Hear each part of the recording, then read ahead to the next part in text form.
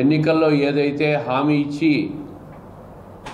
ప్రజలను మోసం చేసి అబద్ధాలతో అధికారంలోకి వచ్చి జగన్మోహన్ రెడ్డి గారు ఏదైతే ఇచ్చిన హామీలను విస్మరించాడో అవే కాకుండా మా ప్రభుత్వం వచ్చిన తర్వాత కూటమి ప్రభుత్వం ఏర్పాటైన తర్వాత అమలు చేస్తామన్న ప్రతి హామీని కూడా 100 రోజుల్లో ఒక్కొక్కటి నెరవేర్చుకుంటూ వస్తూ ఉన్నాం. ప్రభుత్వం పేదవాడి పొట్ట కొట్టి అన్నా క్యాంటీన్లను కేవలం అన్నా అనే పేరుంది కీర్తిశేషులు ఎన్టీ రామారావు గారి పేరని చెప్పి రద్దు చేశాడో దాన్ని తిరిగి ప్రారంభించిన ప్రభుత్వం చంద్రబాబు నాయుడు గారి నాయకత్వంలో ప్రభుత్వం. ఇప్పటికే 100 అన్నా క్యాంటీన్లు ఓపెన్ చేశారు. రేపు మిగతా 75 కేంద్రాల్లో కూడా కడపతో కలిపి కడప ప్రొద్దుటూరుతో కలిపి మిగతా కేంద్రాలతో కూడా రేపు అన్నా క్యాంటీన్లను ఓపెన్ చేస్తూ ఉన్నాం.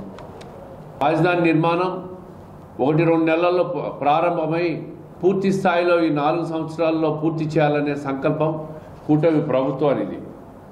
అదేవిధంగా పోలవరం ప్రాజెక్టు కూడా 12,500 కోట్ల రూపాయలు నిధులు కేంద్ర ప్రభుత్వం నుంచి కేటాయించుకున్నారు.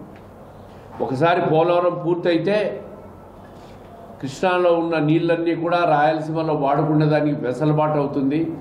పోలవరం తెలుగు రాష్ట్రానికి జీవనాడే కాకుండా రాయలసీమకు కూడా ఒక వరప్రసాదం లాంటిది. ఆ ప్రాజెక్టు పూర్తయితే కృష్ణాలో ఉన్న నీళ్ళన్నీ కూడా మొత్తం శ్రీశైలం ద్వారా రాయలసీమకు వాడుకునే వెసలుబాటు వచ్చేదానికి ఆ ప్రాజెక్టు పూర్తికి కంకణబద్ధులై ఉన్నాడు కూటమి ప్రభుత్వం.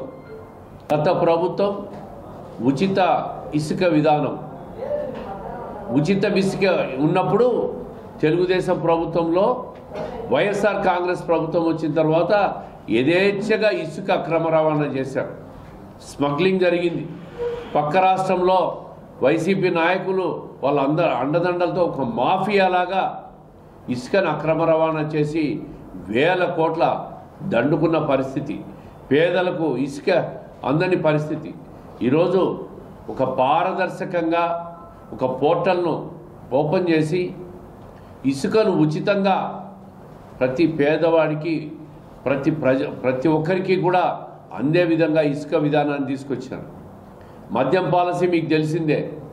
గత ప్రభుత్వం మద్యాన్ని కూడా తనకు కావాల్సిన బ్రాండ్లను మాత్రమే రిలీజ్ చేసి కమిషన్లు ఇచ్చిన కంపెనీల బ్రాండ్లను మాత్రమే రిలీజ్ చేసి మిగిలిన బ్రాండ్లన్నీ పక్కన పడేసి పేద ప్రజల మీద పడి అధికంగా రేట్లు పెంచేసి పేద ప్రజల రక్తాన్ని పీల్చుకున్న ప్రభుత్వం గత వైఎస్ఆర్ కాంగ్రెస్ ప్రభుత్వం. ఈరోజు ఆ పరిస్థితి లేదు. నూతన మద్యం పాలసీ తీసుకొస్తున్నారు. ఈరోజు క్యాబినెట్లో ఆమోదం కాబోతా ఉంది. ప్రైవేట్ మద్యం విధానానికి తీసుకొచ్చి అన్ని బ్రాండ్లను కూడా ఇంట్రడ్యూస్ చేసి అదేవిధంగా మద్యం రేట్లను కూడా తగ్గించి పేదవాడికి అన్ని రకాలుగా కూడా అన్ని బ్రాండ్లు అందే విధంగా రేట్లను తగ్గించే విధంగా ఈ ప్రభుత్వం చర్యలు తీసుకోబోతా ఉంది.